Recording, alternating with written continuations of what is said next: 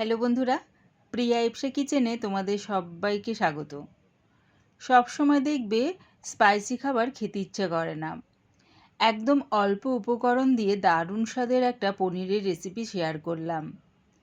এটা তোমরা ব্রেকফাস্টে বা ডিনারে রুটি বা পরোটার সাথে খেতে পারো। রেসিপিটা ভালো লাগলে প্লিজ আমার চ্যানেলটিকে লাইক ও শেয়ার করে দিও। তবে দেখে নাও আমি এটা কেমনভাবে তৈরি করি। আমি এখানে পনির নিয়েছি 250 গ্রাম। আর দেখো পনিরের টুকরোগুলো একটু লম্বা লম্বা করে কেটে নিয়েছি, ঠিক এইরকমভাবে। কি কি সবজি নিয়েছি দেখো, নিয়েছি গাজর। গাজরটা দেখো সরু সরু লম্বা করে কেটে নিয়েছি। যেহেতু আমি পনিরটা লম্বা করে কেটেছি, চেষ্টা করেছি সবজিগুলো লম্বা করে কাটার। বিনসটাও দেখো বেশ একটু বড় বড় টুকরো করে কেটে নিয়েছি। টমেটোর দানাটা ছাড়িয়ে সেটাকেও লম্বা করে কেটে নিয়েছি। ক্যাপসিকামটা দেখো সরু সরু লম্বা করে কেটে নিয়েছি। আর নিয়েছি দুটো বড় সাইজের পেঁয়াজ কুচি। দুটো কাঁচা লঙ্কা একটু বড় বড় টুকরো করে কেটে নিয়েছি। এবারে পনিরের মধ্যে দিয়ে দিলাম স্বাদ অনুযায়ী নুন আর হাফ চামচ কাশ্মীরি লঙ্কার গুঁড়ো। নুন আর কাশ্মীরি লঙ্কার গুঁড়োটা দিয়ে পনিরের সাথে ভালো করে মাখিয়ে নেব। নুন আর লঙ্কার গুঁড়োটা ভালো করে মাখিয়ে নিয়েছি। এবারে গ্যাসটাকে হাই ফ্লেমে রেখে একটা কড়া বসিয়ে দিয়েছি। তার মধ্যে দিয়ে দিলাম 5 থেকে 6 চামচের মতন রিফাইন তেল। তেলটা ভালো মতন গরম হয়ে গেলে পনিরগুলো দিয়ে উল্টে পাল্টে লাল লাল করে ভেজে নেব। তবে হ্যাঁ, সব কটা পনির কিন্তু একসাথে ভাজার চেষ্টা করো না, তাহলে কিন্তু উল্টাতে পারবে না। যে কটা কড়ার মধ্যে ধরবে সে কটা দিয়ে দেখো এরকম উল্টে পাল্টে হালকা করে ভেজে নিচ্ছি। তোমরা চাইলে পনিরগুলো না ভেজেও করতে পারো। আমি একটু হালকা করে ভেজে নিয়ে নামিয়ে নিলাম। ওই একইভাবে বাদবাকি পনিরগুলো দিয়ে হালকা করে ভেজে নিয়ে নামিয়ে নিচ্ছি।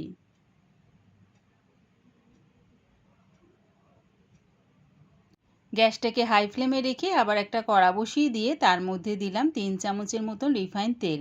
তেলটা ভালো মতন গরম হয়ে গেলে দিয়ে দিলাম পেঁয়াজ কুচি, দিলাম কাঁচা লঙ্কা কুচি। পেঁয়াজ আর কাঁচা লঙ্কাটা একটু নাড়িয়ে চাড়িয়ে নিলাম, মানে পেঁয়াজটা নরম হওয়া পর্যন্ত একটু ভাজা ভাজা করে নিলাম। পেঁয়াজে কোনো রকম কালার ধরার আগেই দিয়ে দিলাম এর মধ্যে 1 চামচ আদার পেস্ট আর 1 চামচ রসুনের পেস্ট। আদা আর রসুনটা দিয়ে পেঁয়াজের সাথে মিশিয়ে 2 মিনিট ধরে কষিয়ে নিলাম। এবারে দিয়ে দিলাম এর মধ্যে গাজর আর বিনস। গাজর আর বিনসটা দিয়ে সব কিছুর সাথে মিশিয়ে নিয়ে এটা একটু ভাজা ভাজা করে নিচ্ছি। প্রায় 5 মিনিট ধরে সব কিছুর সাথে মিশিয়ে গাজর আর বিনসটা দেখো ভেজে নিয়েছি। এবারে দিয়ে দিলাম টমেটো কুচি আর ক্যাপসিকাম কুচি। দিলাম স্বাদ অনুযায়ী নুন, হাফ চামচ হলুদ গুঁড়ো, হাফ চামচ জিরের গুঁড়ো, হাফ চামচ লঙ্কার গুঁড়ো, ঝালটা নিজেদের স্বাদ অনুযায়ী ব্যবহার করো। দিলাম হাফ চামচ ধনের গুঁড়ো। সব কিছু ভালো করে মিশিয়ে নিয়ে গ্যাসটাকে মিডিয়ামে রেখে চাপা দিয়ে এটা হতে দেব। মাঝের মধ্যে চাপাটা খুলে একটু নাড়িয়ে চাড়িয়ে নেব। এরকম চাপা দিয়ে করলে কি হবে, গাজর আর বিনসটা একটু নরম হয়ে যাবে, তবে এর ক্রাঞ্চি ভাবটা কিন্তু থাকবে, যেহেতু আমি এর মধ্যে কোনো রকম জল ব্যবহার করছি না। দেখো গাজর আর বিনসটা বেশ সেদ্ধ সেদ্ধ হয়ে গেছে। এবার এর মধ্যে দিয়ে দিলাম পনিরের টুকরোগুলো। পনিরের টুকরোগুলো দিয়ে সব কিছুর সাথে ভালো করে মিশিয়ে নিলাম। একবার আমার মতন করে এরকম পনিরের তরকারিটা বানিয়ে খেয়ে দেখো, রুটি পরোটার সাথে দারুণ খেতে লাগে। অল্প উপকরণ দিয়ে দারুণ স্বাদের হয় পনিরের এই রেসিপিটা। পনিরটা সব কিছুর সাথে ভালো করে মিশিয়ে নিয়ে এবারে গ্যাসটাকে লোতে রেখে চাপা দিয়ে 30 সেকেন্ডের জন্য রেখে দিলাম। এরকম রাখলে কি হবে, দেখবে পনিরের মধ্যে মশলার স্বাদ আর গন্ধ খুব সুন্দরভাবে ঢুকে যাচ্ছে। পনিরটা খেতেও বেশ ভালো লাগবে। 30 সেকেন্ডের পর চাপাটা খুলে নিলাম। রেডি হয়ে গেছে আমার দারুণ স্বাদের পনিরের রেসিপি। আমার এই পনিরের রেসিপিটা পুরো দেখার জন্যে প্রিয়া ইপসা কিচেনের থেকে তোমাদের সবাইকে অনেক ভালোবাসা রইল।